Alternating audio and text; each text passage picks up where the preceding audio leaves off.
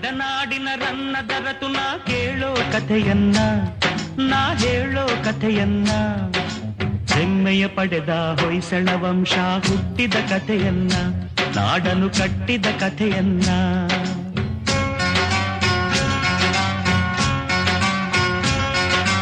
ಕನ್ನಡ ನಾಡಿನ ರನ್ನದರತು ನಾ ಕೇಳೋ ಕಥೆಯನ್ನ, ನಾ ಹೇಳೋ ಕಥೆಯನ್ನ, ಹೆಮ್ಮೆಯ ಪಡೆದ ಹೊಯ್ಸಳ ವಂಶ ಹುಟ್ಟಿದ ಕಥೆಯನ್ನ, ನಾಡನು ಕಟ್ಟಿದ ಕಥೆಯನ್ನ.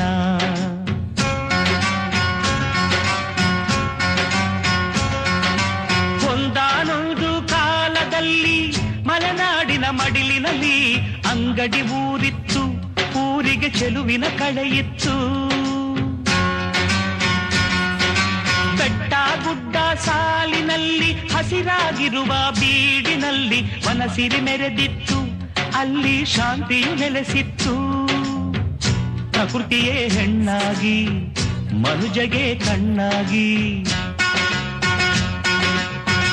ಧರ್ಮವೇ ಮನೆಯಾಗಿ ಮೌನವೇ ಮಾತಾಗಿ, ಅಕ್ಕರೆ ತುಂಬಿದ ಅಂಗಡಿ ಗ್ರಾಮದಿ ಆಶ್ರಮ ಒಂದಿತ್ತು, ಅದರೊಳು ಗುರುಕುಲ ನಡೆದಿತ್ತು.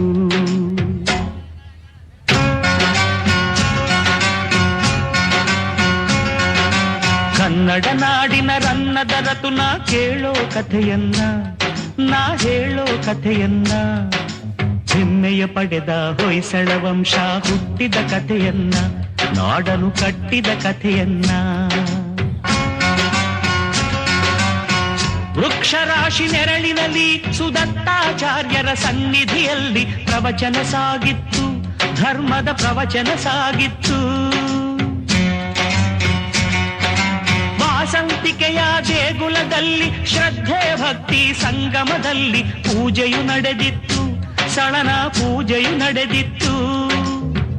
ಭೂಮಿಗೆ ಅಬ್ಬರದ ಸದ್ದೊಂದು ಕೇಳಿಸಲು ಅಲ್ಲಿದ್ದ ಜನರೆಲ್ಲ ಅಲ್ಲೋಲ ಕಲ್ಲೋಲ, ಹೊಂಬಿಸಿಲೇರುವ ಸುಂದರ ಸಮಯದಿ ಬಂದಿತು ಹುಲಿಯೊಂದು, ಅಜ್ಜಿಸಿ ಹುಡುಗಿತು ಹುಲಿಯೊಂದು.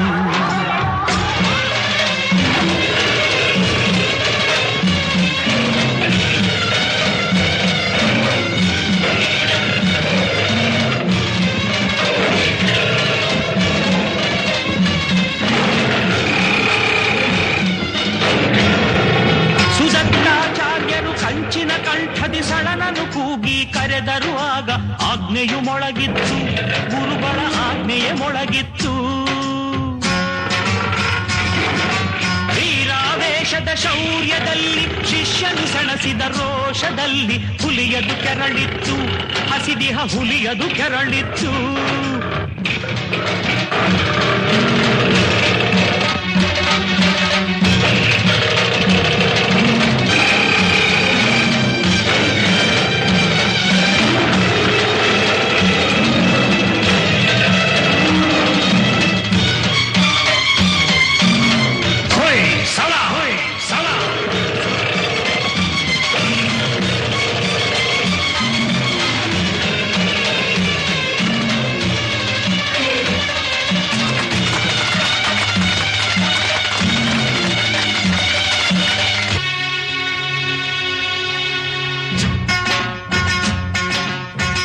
ಧೈರ್ಯದಿ ಹೋರಾಡಿ ಗೆದ್ದನು ಮುಂದಾಗಿ, ಊರಿನ ವೀರನ ಮೆಚ್ಚುತ ಜನತೆಯು ಸಳನನು ಹರಸಿತ್ತು, ಕೆಚ್ಚದೆ ಸಳನನು ಹರಸಿತ್ತು.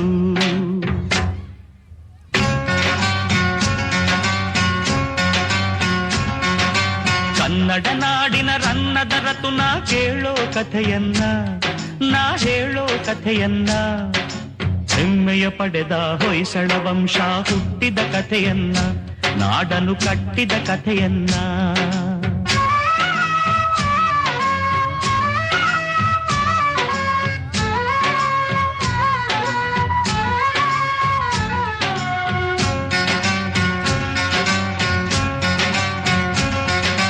ಹುಲಿಯನು ಕೊಂದ ವೀರನನ್ನು ಗುರುಗಳು ಆಗ ಹರಸಿರಲು, ಕಟ್ಟಿದ ಸಳನು ರಾಜ್ಯವನ್ನು, ಅನುಪಮ ಹೊಯ್ಸಳ ರಾಜ್ಯವನ್ನು. ಹುಲಿಯನು ಕೊಲ್ಲುವ ಲಾಂಛನ ಹಿಡಿದು ಗದ್ದುಗೆ ಏರಿ ಆಳ್ವಿಕೆ ಮೆರೆದು ಚರಿತ್ರೆ ಮೊದಲಾಯ್ತು, ಹೊಯ್ಸಳ ಚರಿತ್ರೆ ಮೊದಲಾಯ್ತು. ಸಾಹಿತ್ಯ ತೇರಾಗಿ, ಶಿಲ್ಪಕಲೆ ನೂರಾಗಿ, ಸಂಗೀತ ಹೊನಲಾಗಿ, ಸಂಸ್ಕೃತಿ ತೌರಾಗಿ, ವೈಭವ ಸಾರುವ ಹೊಯ್ಸಳ ವಂಶ ನಾಡನು ಬೆಳಗಿತ್ತು, ಕನ್ನಡ ನಾಡನು ಬೆಳಗಿತ್ತು.